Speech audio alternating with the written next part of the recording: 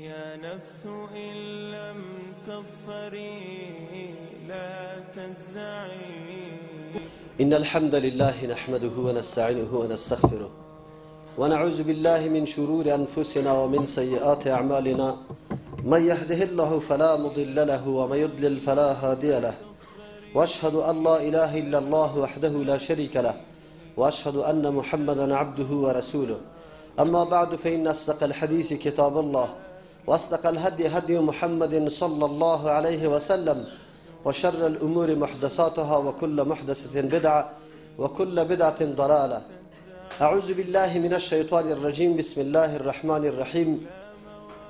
إن كل شيء خلقناه بقدر. وعن أبي محجل رضي الله عنه قال: قال رسول الله صلى الله عليه وسلم: إنما أتخوف على أمتي ثلاثا: التكذيب بالتقدير، والتصديق بالنجوم، وحيف الأئمة. حضار گرامی، برادران نهایت محترم، دشمنان اسلام یک دریچه را نگذاشته که از او حمله بر مسلمانان نکرده باشه.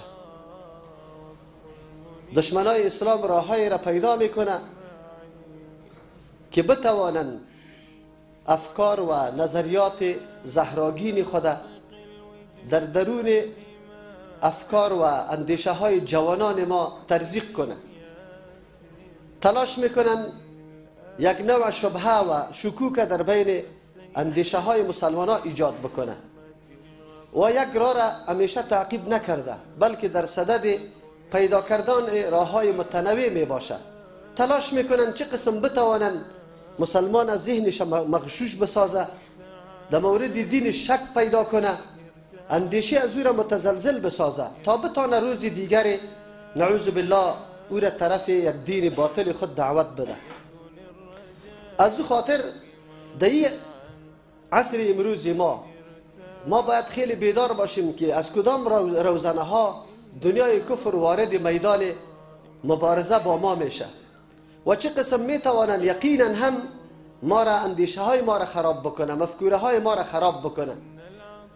در این روزها زیاد سوال از مسئله تقدیر میشه و ما آنقدر زیاد سوال میشه که هیچ حد و اندازه نداره. همگی همی سوال میکنه که تقدیر چه رقم است. دیگهش میگه که وقتی یک انسان قتل میکنه، زنا میکنه، خیر چرا الله عذاب میده؟ به خاطر که در تقدیر همی نوشته شده بود. این پیروان ابلیس لعین است. ابلیس زمانی که الله متعال فرمان داد برای سجده به آدم علیه السلام، از قیاس و عقل و منطق خود کار گرفت و شروع کرد به خودستایی، به خود بالا بردن، به برتری خود. به این نظر نمیکرد که الله خالقم مرا امر کرده و فرمان داده که تو سجده بکن. زمانی که الله او را مورد لعنت قرار داد، بعد از او امی گناه خودم حواله به تقدیر کرد. قال فبما اغویتنی، به سبب ازی که تو مرا گمراه کردی، لاقعدن لهم صراطک المستقیم، ما در راه درست و مستقیم مؤمنان میشینم و وارا نمیگذارم، وارا گمراه میکنم. آدم علیه السلام هم خطا مرتکب شده، نفهمیده، در اجتهاد خود خطا شده، لیکن او کلی ملامتی را سر نفس خود میندازه. ربنا ظلمنا انفسنا و این لم تغفر لنا و ترحمنا لنکونن من الخاسرین. پروردگارا، ما سر نفس خود ظلم کردیم، در شان خود کوتاهی و قصور کردیم. شما دو مسیر خیلی متفاوت و متضاد در اینجا ملاحظه میکنه و الله متعال داستان ابلیس و آدم علیه السلام در اول داستانهای قرآن کریم برای ما پیش میکنه. زمانی که ما و شما قرآن را تلاوت میکنیم، در سوره بقره اولین داستان است و این اشاره به این گپ است که گروه ها در جهان دو گروه می باشه. یک گروهی هست که مسیر آدم علیه السلام تعقیب میکنه، عقل خود کامل و پوره نمیدانه، همیشه خود ملامت میکنه، نعمتهای بزرگ الله متعال چشمش فرا میگیره، به جز از اظهار عاجزی و تقصیر هیچ راه دیگری را نمیپیماید. لیکن پیروان شیاطین همیشه در صدد عزیز که راه و وسیله نجات برای گناه و جرم خود پیدا بکنه. امروز جهان استعمار هم بزرگترین شیطان بعد از ابلیس لعین و هم در تلاش امیگا پاس که همه جنایات خدا، همه بدبختی های خدا مبرر و راه مشروع برش پیدا بکنه. اگر هر قدر خون ریزی کنه، اگر هر قدر مخلوق بکشه، برای خود یک راه اشتباه هست و یک کلمه اشتباه از او همه جنایاتش نمیشویه. اما کسی که انتقام از حته و حرم رسول الله صلی الله علیه و سلم میگیره، او را مسلمان امام تروریست میگه. در این موضوع انشالله در جمعه آینده باز گپ میزنم که معلوم شوه که کی به جهنم میره و کی به جنت میره و کی مسلمان باقی میمانه و کی کافر باقی میمانه. امروز فقط موضوع را دمی مورد میگیرم که این پیروان شیاطین همیشه در صدد عزیز که جنایت و جرم انجام داده، غصب کرده، قتل کرده، زنا کرده، شراب خورده، قمار زده، دروغ گفته، غیبت کرده، زیان رسانده، تاوان رسانده، مسلمان حقش پایمال کرده، لیکن کل ملامتی را سر تقدیر مندازه و میگه که در تقدیر میتور نوشته بود. از او خاطر ما میخواهیم بحث تقدیر گسترده بسازم، در چند جمعه در مورد از این گپ بزنم، ذهن ما خلاص شوه که تقدیر چی است، ایمان به تقدیر چی است. تو که مؤمن هستی الله امتحان در مورد امتحان قرار میده، در چی چیز تو را قرار میده. از او خاطر ما امروز فقط مقدمه یا یک طور گپای ابتدایی در مورد تقدیر براتان میگم. پیغمبر علیه السلام از او فتنه ها و اموری که امتش در آینده دوچار میشد بسیار زیاد امت خود بر حذر میداشت، هشدار میداد. با امت خود این گپا را میزد که امت شما هلاک نشوه مثل قومای سابق که هلاک شده، شما بیدار باشی. از بدعت هشدار داد پیغمبر، از فتنه های مسیح دجال خبر داد، از او علامات صغرای قیامت که در اونجا کدام ناگواری ها میشه او را بر ما خبر داد. از جمله ایران خبر داد که در امتش کدام چیز خطرناک است و با کدام مرض مهلک امت مبتلا میشه. با وصفی که ما در مورد تقدیر آیات فراوان کتاب الله متعال داریم. در مورد اثبات تقدیر از نگاه قرآن و حدیث دیگه گپ میزنیم، لغت و معنا و اصطلاحش دیگه گپ میزنیم. تنها این مسائل واقع میشه در آینده یا نمیشه، در این مورد گپ میزنم که رسول الله صلی الله علیه و سلم قبلا هشدار داده امته. ابی محجن رضی الله عنه حد صحابیست میفرماید که پیغمبر صلی الله علیه و سلم فرمود انما اتخوف علی امتی ثلاثا، یقینا آن چیزی را که من میترسم از امت خود، سه چیزا میترسم که در امتم پیدا میشه و من خوف دارم. خوف از آن چیزی انسان داشته می باشه که بسیار ضرر داشته باشه و قریب الوقوع باشه و سبب هلاکت باشه. چرا؟ اگر یک امر حدوث پیدا میکنه، عارض میشه و تو جبری از او را زودتر میتونی، از او قدر خوف نمی باشه. رسول الله از اموری که خیلی عادی و سبک است از او اعلان خوف نکرده که من از این خوف دارم، از امور اعلان خوف کرده که او مهلک است، ضررش خیلی زیاد است و یقینا فساد در معاشره پیدا میکنه. امروز امی گفته ها آنقدر فساد پیدا کرده که پرسان نکن. هر جوان چیز دیگری نداره برای انجام جنایت خود و برای پرداختن جنایت خود به جز ازی که استدلال به چی بکنه؟ تقدیر بکنه. هر کس میبینی سوال است. جوانای ما در هر مجلس که گیر میه دیگه بحث نیسته، در مورد تقدیر جر و بحث است و منجر میشه. هر کس از عقل و مفکوره و فلسفه خود گپ میزنه. جناب محترم، جناب انسان، تو چقدر عقلی کامل داری؟ چقدر قوت در عقل داری؟ من زمانی که تفسیر قرآن کریم شروع میکنم ضرورت وحی را درس میگم که ما برای وحی ضرورت داریم. هدایت توسط حواس ما، توسط عقل ما قطعا ممکن نیست. در مورد عقل گپ میزنم که اگر یک انسان خوب عاقل است آیا میتونه راه هدایت پیدا بکنه بدون وحی؟ کلا، قطعا نه. چرا؟ به خاطر که عقل محسود است، عقل مغلوب است. نمیبینی؟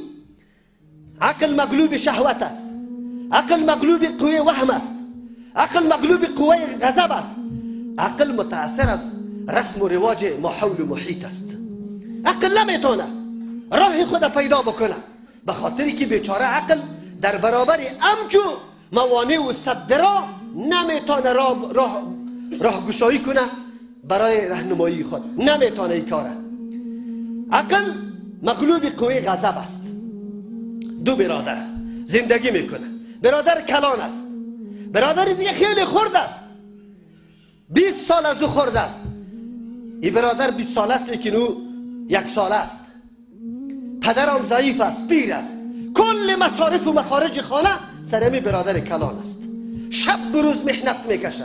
زمانی که برادر در سن مکتب برسه کل مخارج و مصرف مکتب و فیسیشه امی برادر ادا کرده رویست. حتی عروسی برش میکنه، توی برش میکنه تا که او 20 ساله میشه، او 40 ساله میشه. 20 سال مکمل در خدمت برادر قرار داشت و هر گونه مصارف سر برادر خود، حتی ایره بسیار فخر بری خود میدانست. اما روزگاری که پدر برش بگه که بچه‌ایم زن گرفتی آلی ما بینتان جور نمیه، زندگی نمیتانه، بی که با هم جدا شویم. دمی فرصت که وقتی مال تقسیم میشه یک بالش در بین مورد نزاع قرار میگیره، یک بلس جای، یک دکانک مال و متاع دنیاست و هیچ کس هم این رقتی خود در قبرم برده نمیتانه. خوره که دو برادر با هم انقدر جنجال و نزاع را کشمکش شروع میکنه که بسا اوقات برادر میخیزه تفنگ میگیره برادر خود قتل میکنه. و یک مورد نیست، انشالله شما شاهد باشی که برادرها در بین خود نزاع و جنجال پیدا کرده، آخر باز منجر به قتل یکی دیگه شده. خب گوشت نواز بکنه. زمانی که او برادر قتل بکنه عقلش میگه که اوهو بازی خود قتل کردی، آلی تو تنها اولاد خود میچلاندی، در فکر روزگار اولاد خود بودی، آلی برادر زادا هم در گردن تو سقوط کرد و این ملامتی دنیا از مقولس و مخلوقان سری تو شد، گناه آخرت هم سری تو شد. چقدر پشیمان است به زبانی خود نعوذ بالله لعنت سری خود میگه، هلاکت به خود طلب میکنه. اما از تو مسلمان سوال میکنم، از تو انسان که می عقل امینجا در برابر قوه غضب توانست مقابله بکنه؟ امی اندیشه و فکر دمو فرصتی که این در حالت غضب بود مانع غضب شد؟ نشد، مانع غضب شده نتونست. عقل مغلوب غضب است، قوه غضب سرش غالب است. بسا اوقات انسان در حالت غضب زنش است، مهر داده، اولادای خردکیش است، هیچ چیزی دیگری نداره، لیکن یک دفعه نزاع بین زن و شوهر شروع میشه. دعد ناگه که چرا وقت ناوردی سرد بود، اینو میقدر گم باز میگه یک طلاقی، 2 طلاقی، 3 طلاقی. پس آن به هوش میه، دم الله ها مراجعه میکنه در مسجد ها و ماشاءالله فتواهای میده برش که دیگه ی آدم رای خود گم میکنه. فتوا برش میده که 3 طلاق واقع شده و حلاله کن. و باز یک ابلیس صفتا برش میگه که حلاله به جز از من به دیگه کسم نمیتونه. این مسائل واقع شده، در این معاشره واقع شده. کسی که پیروی تقلید زولانی تقلید در پای انداخته به می مشکلات ها و به این ناهنجاری ها مبتلاست. باز بیچارگه که ام ملایش و ام عامیش رجوع میکنه به کسی که پیروی کتاب الله و سنت رسول الله را میکنه، باز دو روان میکنه. برو مولای متوکل پرسان کنه، مولای متوکل چی بکنه؟ این حدیث رسول الله را تو نمیدانی، این معزله و حالت تو نمیدانی، این فلسفه که در کتاب الله در تفسیر برای عدم وقوع طلاق ذکر شده که الله میگه طلاق مرتانه، پروردگار نمیخواه 2 شخص با هم جدا شود، زن و شوهر که قانونی خانواده است، زن و شوهر که اولاد است، این با هم جدا بسازه. الله اکبر. دامنه طلاق و دور شدن زن و شوهر الله متعال یک میدان دور و درازه برش مقرر کرده. شریعت اسلامی تلاش کرده که زن و مرد با هم جدا نشود، زن و مرد با هم جدا نشود. مسیر بسیار دوراندام برش انداخته. زن یک کمی بدزبانی و بدروزگاری میکنه، نصیحت کو برش، نشد جای جدا کو، نشد یک کمی سیاست کوش بزن شه در نرم نرم جاهایش، نشد نفر سوم پیدا کو که عاقل و خب رازداری تو و از او باشه، معزله را در بین بکشان، ملامت و سلامت معلوم شود. بعد از او اگر سریزیم نشد، الله متعال تو را میگه که زن در حالت طهر و پاکی یک طلاق بده، یک. وقتی که طهر تیر شد، مریضی را تیر کرد، طهر دوم آمد، باز دوم طلاق بده.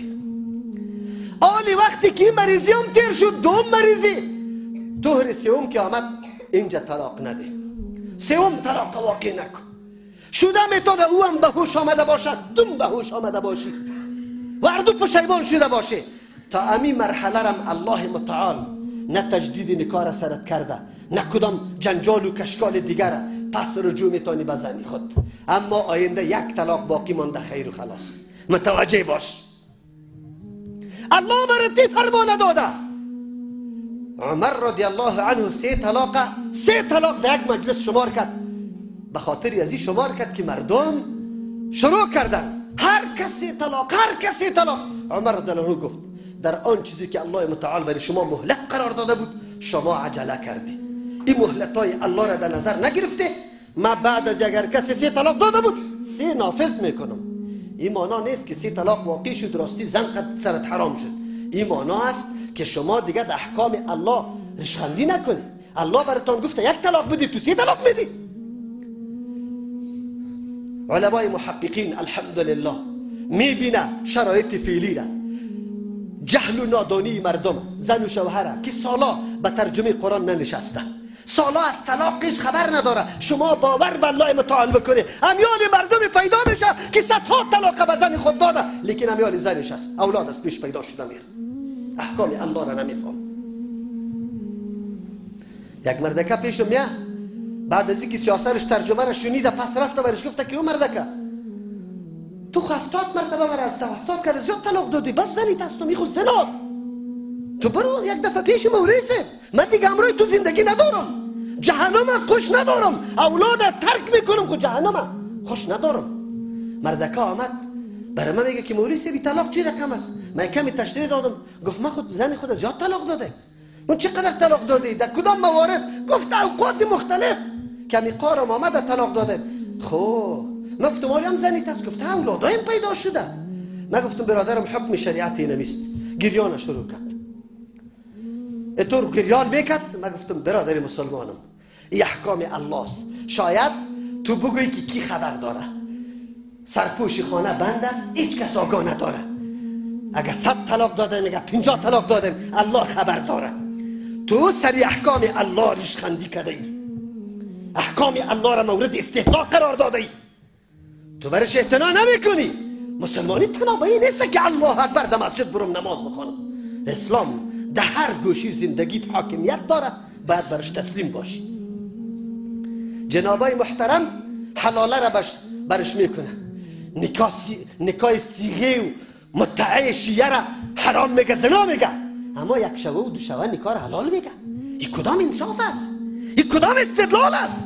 آیا اون نکاحی را که رسول الله لعنت سرش گفته محلل و محلل له را، او نکاح هست؟ لیکن بازم الحمدلله که بیچاره ها پس به پیروان کتاب الله و سنت رسول الله رجوع میکنه، فتوا را از تو میگیره، این فتوا را گرفته رویست. ببین عقل کدام است؟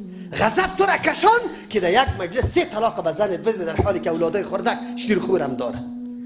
عقل چی میکرد؟ عقل توانست که غضب کنترل کنه؟ عقل مغلوب شد. عقل مغلوب قوه وهم است. وهم تا دین روز برادری بود یک اتاق نان میخورده، قصه میکرده، 12 بجه 11 بجه میشد اتاق خود میرفت تو اتاق خود. امی برادر وفات کرده، حالی برات میگه که خطیب مرده بیادرت بشی، من تنها میترسم. چرا میترسی برادر؟ سابق خوی برادرت زنده بود، چنگ و چسب هم میتونست، جنگ هم قطعت میتونست، تو را لطوکوب هم میتونست، آلی خو مرده، آلی خو حتی گپ قطعت زده نمیتونه. چرا قطعش نشسته نمیتونی؟ وی ترسم میاد، این مرده است. عقل چی میگه و قوی وهم چی میگه؟ کدامش غالب است؟ قوی وهم غالب است، تو را نمیگذاره. روز میبینی که اینی درخت است، اینی برج است، اینی شو محتوی شده سایه، میبینی که درخت مثل سایش مثل شکل انسان و این انسان است. خب عقل برات میگه که نیست انسان، سایه درخت است. پس میگریزی در خانه. عقلت غالب است یا وهمت غالب است؟ محمد غالب است. خب در پالی همسایه نیک زندگی داری، سالا در هر درد و غمت امی همسایه بود. اگر شب مریض پیدا شده تک تک زده ای که الان موتری تبکش که سیاسری خوده در حالت ولادت است، در زایشگاه میبرم. اگر روزی قرض پیدا شده دروازه تا قرضدار زده، خانه همسایه را تک تک کردی یک کمی قرضدار هستم، برای من یک کمی یک چند روپه پول بده که من بیاب میشم. همسایه به اعتمادی که یک مدت عمره زندگی با تو کرده، شخصیت تو معلوم است، لیکن یک دخترش در خانه باقی مانده، امی همسایه میره. امروز زناها در کجا میشه؟ راستانه بگوی. زناها از بچه کاکا میشه، زنا از بچه خاله میشه، زنا از بچه ماما میشه، زنا از همسایه میشه. در حالی که میفهمه که زنا این آدم چطور خو حق سرم داره، هیچ حق نداشته باشه، این جرم شریعت است. هیچ حق نداشته باشه، جرم شریعت است. خو اگر دیده شم این معلوم شم این رسوایی رسایی کو، اگر گیر شم سنگسار میشم. سری امی قدر گپا برای 2 دقیقه لذت حاصل کردن عقل کارگر است یا شهوت غالب است؟ انسان از عقل خود سری عقل اعتماد نکو، عقل این قدر بالا نتراش. کسایی که تقدیر سوال انتقاد میکنه عقل است، یقلانی ها زیاد است. بلکه ما که دعوا داریم که در منهج سلف بریم. منهج سلف باز در تقدیر براتون بیان میکنم که صحابه سوالا کرده در مورد تقدیر یا نکرده، که تو جوان هر روز سری تقدیر سوال کرده رویستی. عقل ما حول تأثیر از ما حول محیط است. ما حول محیط خود میفهمی بچه کاکا بچه ماما همسایه در اورانوس و مچم در بینظیر و در کدام جای در هتل چی کرده؟ عروسی کرده. چند نفر خبر کرده بود؟ 1000 نفر خبر کرده بود. کارت روان کردن بود. 1 هفته در خانه از این میمانی ها بود، رقنویسی بود، الکی توی فلانی خان است. دنیا جنجالا را آورده. تو آدمی غریب است، یک دکانه کم نداری. راستی تا بگو عقل چی برات میگه؟ خیشای تام امیتو مردمی متدین است برات میگه که 3 نفر بیار دختر را در دستت میدیم در مهر خیلی کم برو عروسی کن.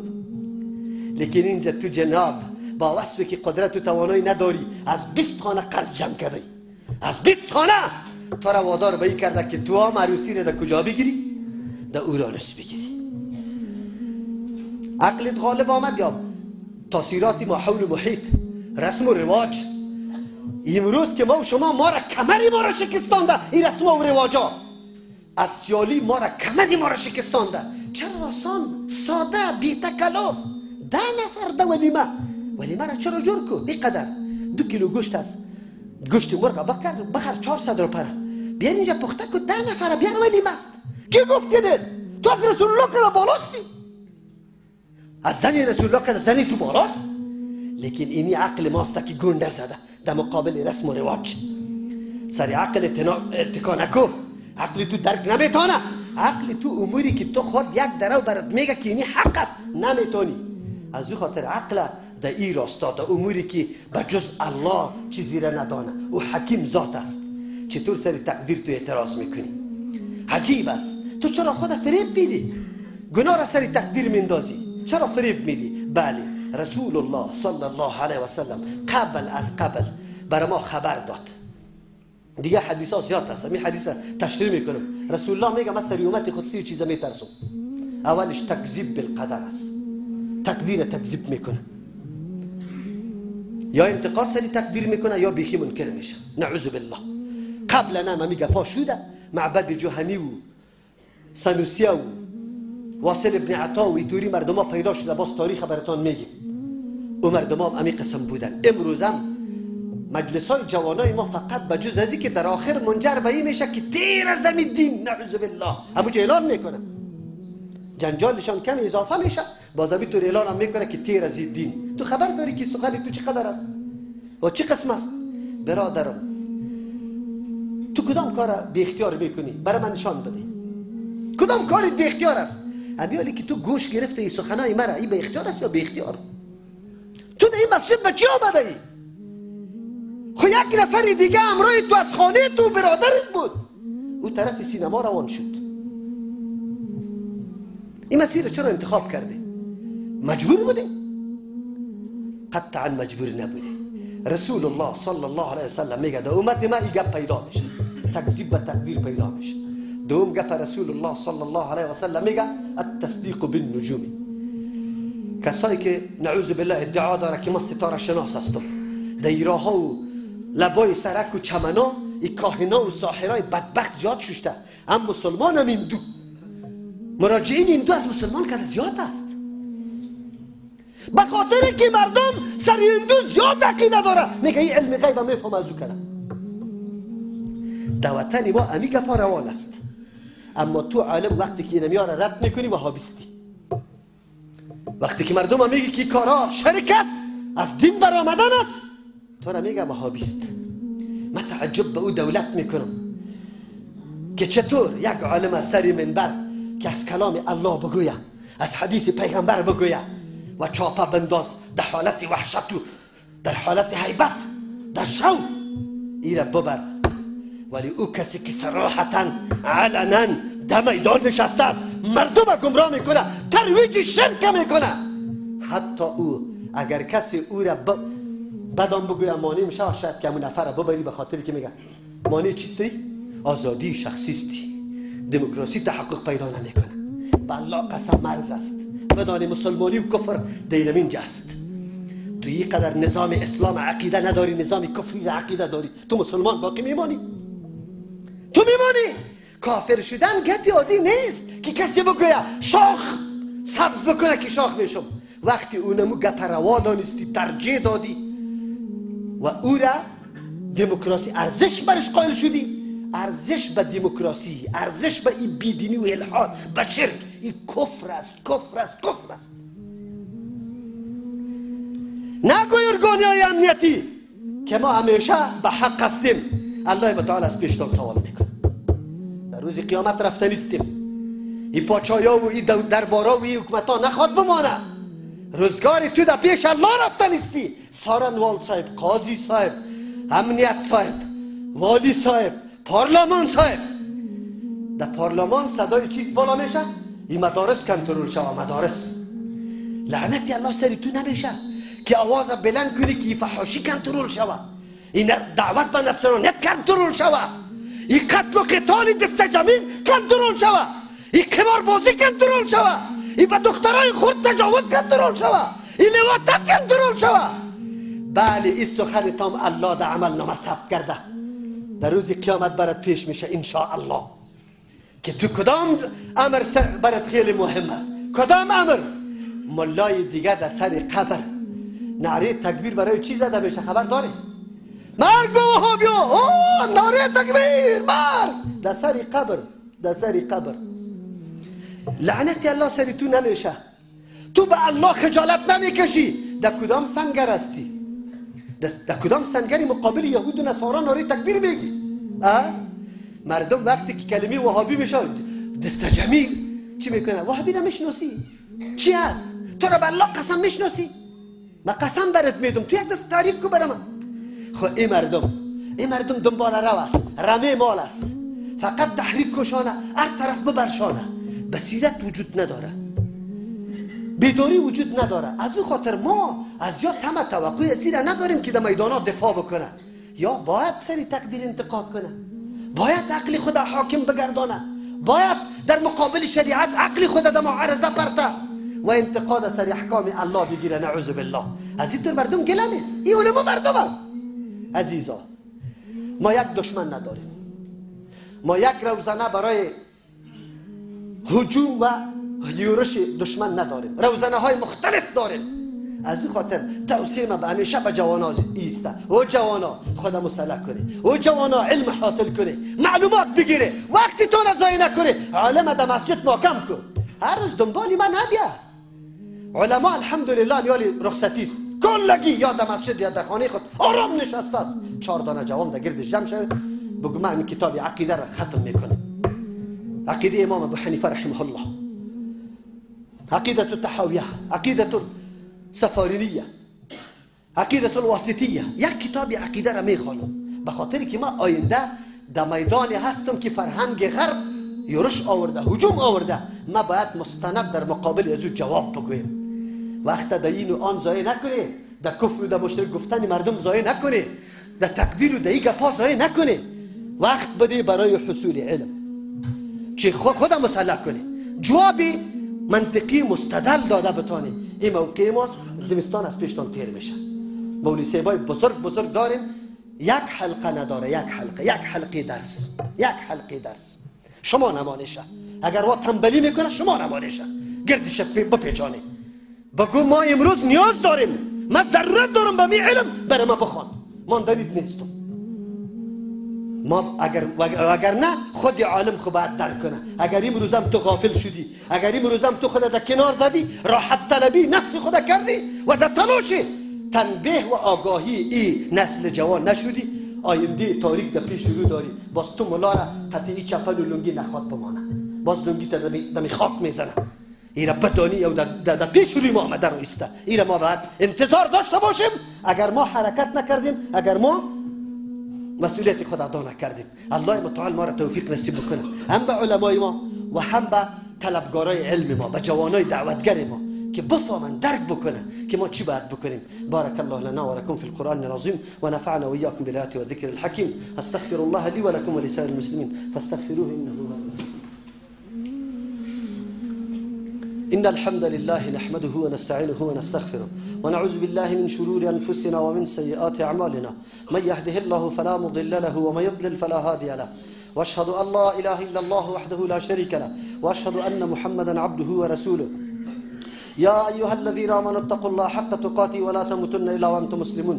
يا أيها الناس اتقوا ربكم الذي خلقكم من نفس واحدة وخلق منها زوجها وبث منهما رجالا كثيرا ونساء واتقوا الله الذي تساءلون به والأرحام إن الله كان عليكم رقيبا. يا أيها الذين آمنوا اتقوا الله وقولوا قولا سديدا يصلح لكم أعمالكم ويغفر لكم ذنوبكم ومن يطع الله ورسوله فقد فاز فوزا عظيما. اللهم صل على محمد وعلى آل محمد كما صليت على إبراهيم وعلى آل إبراهيم إنك حميد مجيد. اللهم بارك على محمد وعلى آل محمد كما باركت على إبراهيم وعلى آل إبراهيم إنك حميد مجيد.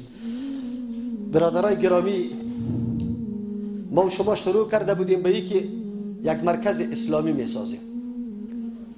یک دوست دیگری ما با وصفی که ما وظیفه هم برش ندادیم، خب لیکن هر کس از خود احساس دین داره. این خواهرای ماست که 3 انگشتری خود روان کرده است. خواهر ماست 3 انگشتری طلای خود روان کرده. این انگشتری است که لاکت خود روان کرده. این خواهر ما 30 لاکت خود مکمل روان کرده. این خواهر دیگه ما لاکت خود 30 لاکت خود روان کرده.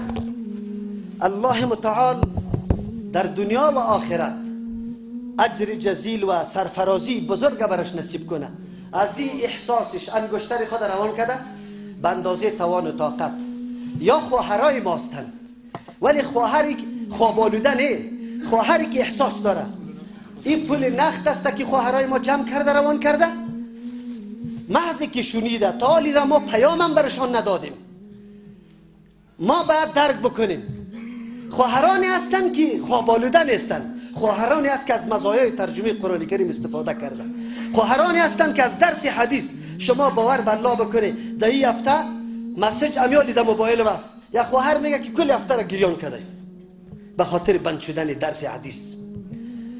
و ما هنوز هم انتظار داریم اول به این خواهرها از الله متعال برشان همون سرفرازی که اراده دارن در دنیا و آخرت الله برشان نصیب بکنه و در این راه و در این مسیر الله توفیق مزید برش نصیب بکنه که یقینا ما را غیرت داد و ما را باهوش ساخت و ما را بیدار ساخت. عزیزان گرامی، این مرکز مولوی متوکل نیست، این مرکز کتاب الله و سنت رسول الله است صلی الله علیه و سلم. این مرکز ما میخواهیم که همچو مردمی که شبهات وارد بکنه ما در مقابلش سپر داشته باشیم. در هر میدان، در هر مجلس ما شخصی داشته باشیم مقابله بکنه. به این خاطر دوستا عزیزا باز براتون اعلان میکنم، ما به او خواهرای ما در خواهرای خود واقعا مجاهدت بیشتر دیدیم. ما جمعه پیشینگه برای شما وظیفه دادم پیش که در خانه هایتان درس شروع کنید. الحمدلله هر طرف که میرم شاگرد خواهر برای میگه مولوی صاحب یک حلقه را باز کردم. الحمدلله اینی قدر شاگرد آماده شده درس خوانده رایسته. ان شاء الله در عمرشان برکت بندازه، الله این مسیرشان الله دیگه هم پر برکت و پر ثمر بسازه و یار دعوتگری واقعی و پیروان واقعی رسول الله صلی الله علیه وسلم و ازواج مطهرات و ازواجی که واقعا در میدان معرکه سرفرازی کرده از او جمله بگردانه. و ما امیدوار هستیم، من ان شاء الله امیدوار هستم که این مرکز ما توسط دوستا، نه توسط یهود و نصارا، توسط دوستای متدین محبین کتاب الله و سنت رسول الله در سر برسه و این مرکز آباد شود. ان شاء الله این رو امید دارم، قلبم گواهی داده و ان شاء الله همینطور نمیمانه. الحمدلله ما وقتی دیدیم که خواهرای ما اینقدر مجاهدت میکنه در حالی که ما در بیرون تعالی را پیام ندادیم، ان شاء الله امیدوار هستیم که هر کدامشان در اینجا سهم بزرگ بگیرن و از این کده بهتر جا نخواد برایشان در عمرم مهیا شود و برشان پیدا شود که در همچو مرکز یا مصرف بکنه. الله توفیق مزید نصیب کل بکنه و هم بگیره الله اجر جزیل بده. برادرای ما الحمدلله در چند جمعه هر کس مطابق توانمندی خود لیست داده و حاضر کرده همون پول خود. ان شاء الله امیدوار هستیم همه ما در سهم بگیریم، چرا در جمعه پیش براتون گفتم الدال علی الخیر کفاعله است. این حدیث خوب یاد کنه و خود مفهومش بدانه و با برادران و خواهرایتان شریک کنه. الله متعال ما را توفیق نصیب بکنه. اللهم انصر الاسلام والمسلمين، اللهم ايد الاسلام والمسلمين، اللهم اهلك الكفرة والمشركين والداهرين وسائر اعداء الدين، اللهم زلزل اقدامهم، اللهم دمر ديارهم وخرب بنيانهم وخصهم اخذ عزيز مقتدر. عباد الله رحمكم الله، ان الله يأمر بالعدل والاحسان وايتاء ذي القربى وينهى عن الفحشاء والمنكر والبغي يعظكم لعلكم تذكرون. اذكروا الله يذكركم ولذكر الله اكبر والله يعلم ما تصنعون.